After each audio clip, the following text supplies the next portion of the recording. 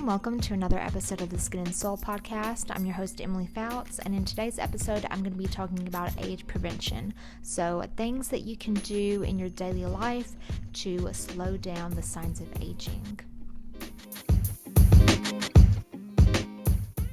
Okay, so there are a few factors that contribute to aging or premature aging. Some people are just more genetically predisposed to appear as they're aging faster. Some people, it can be, cigarette smoking, so exposing yourself to toxins, spending too much time in the sun unprotected, and just lack of use of proper skincare. So first, I'm going to talk about the biggest factor to aging is the sun. This is the biggest external factor to premature aging. We have UVA rays and UVB rays that the sun emits. So UVA, ultraviolet aging rays, UVB, ultraviolet burning rays. And so if you don't burn, you're still aging. Both rays are still getting to you, but you might not be affected by the UVB rays as much as someone with a lighter complexion may be, but you are still being affected by the UVA rays. So everyone, no matter who you are, you need to wear an SPF daily. So I wear a 2-in-1 SPF daily moisturizer, and if I am going to be inside all day and I don't have my windows open, I won't reapply it unless I'm going to be going outside. But if I'm out and about, I do reapply my sunscreen. And I'm going to do a whole nother episode on sunscreen, just like Sunscreen 101. But definitely, sunscreen is so important. Not only does it help with aging, it helps with reducing your risk of skin cancer.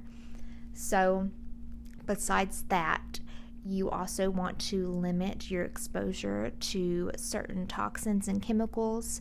So cigarette smoke, household chemicals, those can also emit toxins, free radicals. And so what you want to do to kind of combat free radicals, if you don't know what a free radical is, it is an unstable atom. And so what helps with that is an antioxidant, so that it helps to restabilize that unstabilized atom. And when you do have an unstabilized atom exposure or in your body, it can lead to, obviously, effects of aging. It can, it's carcinogenic. It could lead to like thyroid disease or cancer. So it's definitely important to introduce antioxidants into your body. I tell everyone to use an antioxidant serum. If you're young or old, no matter who you are, an antioxidant serum is wonderful to use. So that is what I do in my daily routine.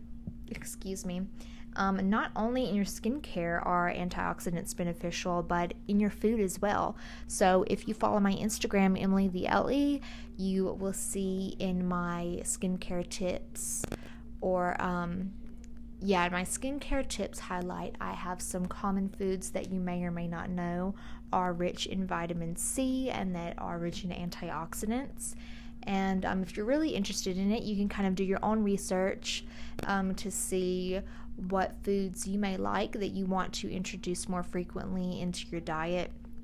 So we have sunscreen, we have limiting exposure to toxins, introducing antioxidants. So genetics, that is another role that plays in aging.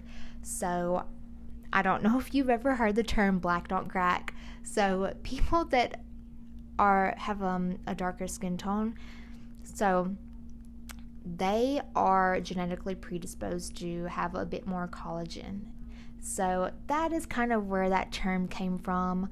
And of course that doesn't go for everyone, but of course the more collagen that you have in your skin, that is going to help to make your skin look more full and plump and healthy.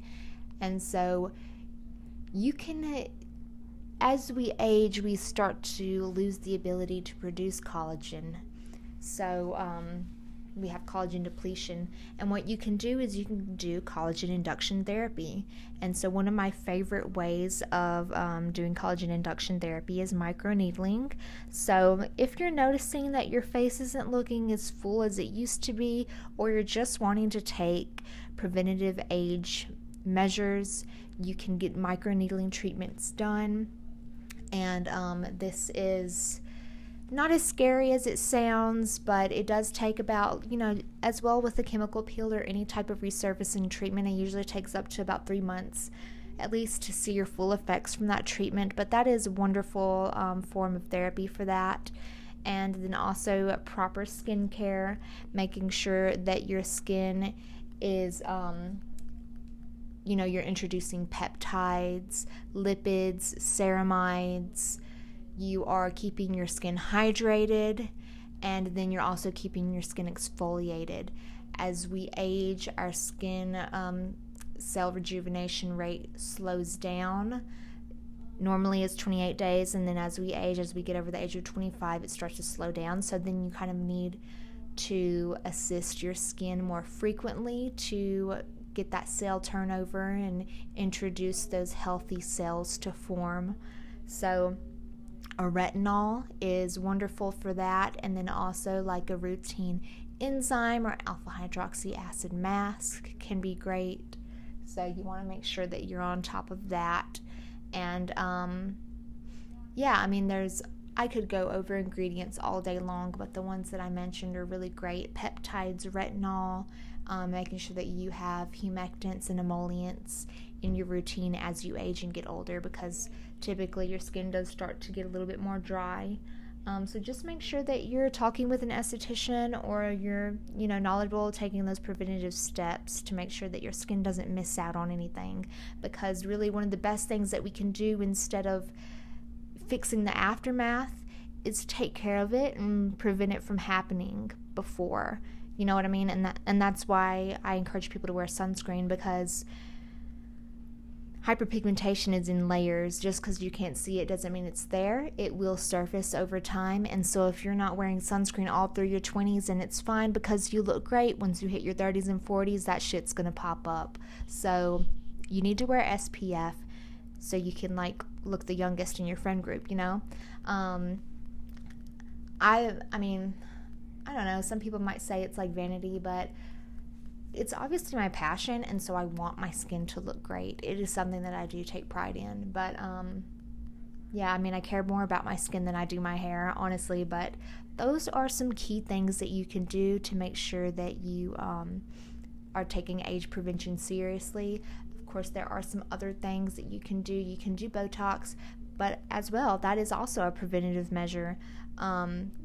Some people will kind of tend to do that when they start to notice it, and that is really the best time to do it, is when you start to notice it. You don't need to get Botox once you have full-blown wrinkles, because what it does is it's not erasing those wrinkles. Botox is paralyzing the facial muscle, so you're not able to create that wrinkle and exaggerate it. So what you can do, if you do have exaggerated wrinkles already, you would want to do microneedling and potentially fillers, but really collagen induction therapy would be the number one thing to do. You could do that with microneedling, chemical peels, laser resurfacing treatments. And so that is less of a preventative measure, and those are more of corrective measures.